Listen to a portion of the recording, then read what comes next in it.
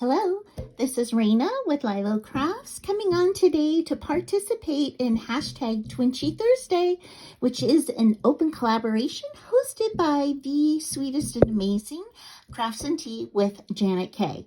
And so what a Twinchy is a 2x2 and you can decorate it any way you want.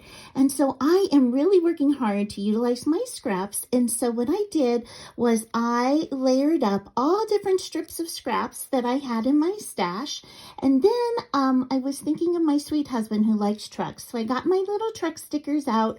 I put them on black cardstock. And then I thought, oh, and I cut them out. I fussy cut them out. And then I thought, oh my gosh, it would be cute to put them on a road.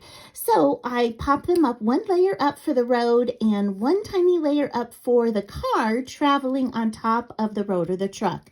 And so I made this other one to match, and I'm going to use them in my journals on each corner.